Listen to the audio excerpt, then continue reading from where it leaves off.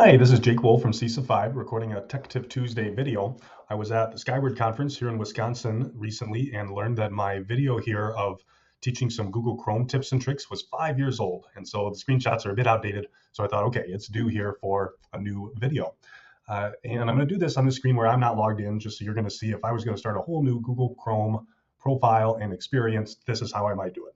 So of course, I'm going to start with the experience of a whole bunch of different tabs, because of course that's how we live our lives, with far too many tabs open. And then I can go to my tabs and I can say, okay, one of my go-to tabs might be here in Wisconsin, the DPI, or it might be CISA 5, or it might be, here we are in Portage, so I'll say the Portage School District. So open up 3 to 5 of your go-to tabs, and you'll see at the top, all of these tabs take up quite a bit of real estate.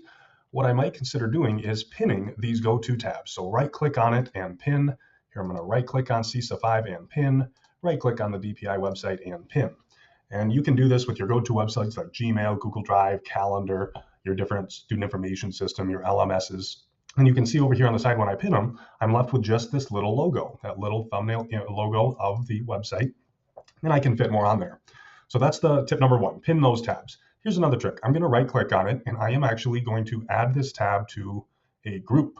And let's say I am a chemistry teacher, and I have a couple of websites that I need for my morning chemistry class. I can right-click on those 3 tabs that I need for chemistry and add them. I can also click and drag a tab into that, and then watch what happens when I click on chemistry. Those 4 tabs just consolidated or condensed into one tab. I click it again, and those 4 tabs expanded. Let's try this again, because in the afternoon, I don't teach chemistry, I teach physics. I'll color that one purple, and I can start the same thing, clicking all of my physics tabs, or right-clicking and adding them to physics. Now watch what happens when I click on the purple physics. All 4 of those tabs just consolidated into one. I click on it again, and it expands.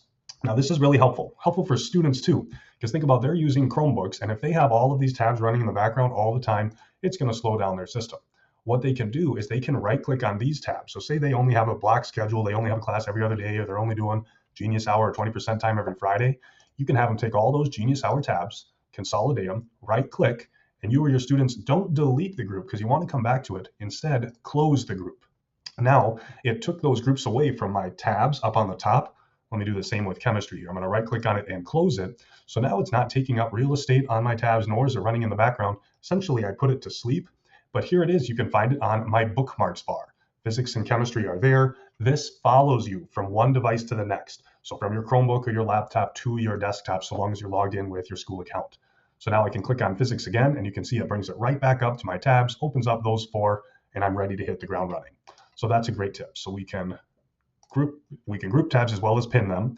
I can also take my go-to websites like the Portage website, and I can bookmark it. A number of ways to do this. I could do it with this, clicking on the little star here in the top right of the URL. Google calls that the Omnibox.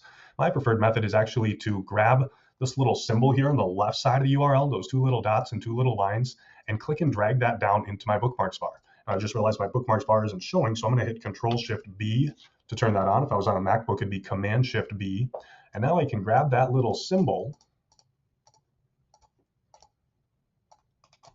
Let's try it with CISA 5 here. There we go. And I can drag that symbol down into my bookmarks bar. Go back to Portage. Nope, it doesn't want to drag that symbol down. We can do it with the DPI though. Drag that symbol down. Now I can do that with all of my go-to websites, and I can fill up that bookmarks bar pretty quickly, but that also is taking up a lot of valuable real estate. If I don't want it to say Wisconsin Department, I can edit the name and simply say DPI. And then I have less words next to it. I can fit more things on there. Let's say I want the Baraboo School District to be another one on my bookmarks bar. I don't have to have the name at all. I can right-click on that and edit, and I can delete the name entirely and hit save.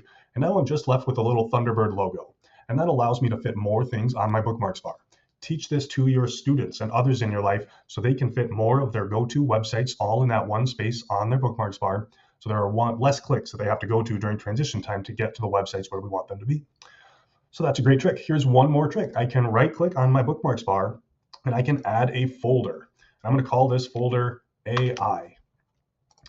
And then when I come across my favorite AI tools like Gemini, Instead of taking my Gemini tab, remember I could click and drag that and drop it into the bookmarks bar, or I can now drop it into that AI folder. And then I can fit as more and more things into that AI folder that fall under that theme of whatever I want that folder to be. So we did a lot. We organized our Chrome experience here by pinning tabs, grouping tabs, using your bookmarks bar, and then folders within your bookmarks bar.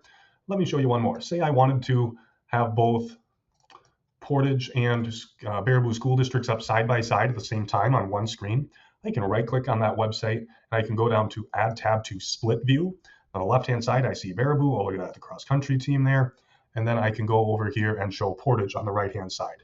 I can click down here on the bottom right on the skinny snowman to close that view or reverse views. I can expand them, separate them, and then up top here you'll see both Portage and Baraboo here are split screen.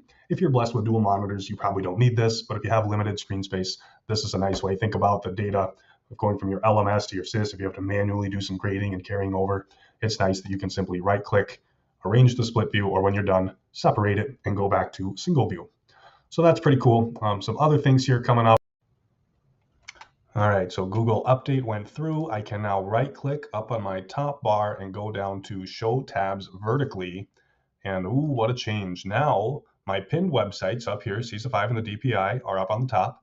Underneath are my other websites, including the one that I'm on. If I wanted a new tab, I click on the plus button here. I can go, my groups here are still showing up. I can click on my magnifying glass and search my open tabs or recently closed tabs, or I can push that off to the side. So now all of those tabs show up this way.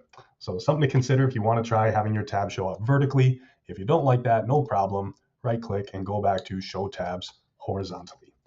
All right. Thanks so much for watching the full video here. Again, Jake Wohl, CISA 5. Stay tuned for the next Tech Tuesday newsletter and let me know if I can help you or your district with all things technology, AI, and support. Take care.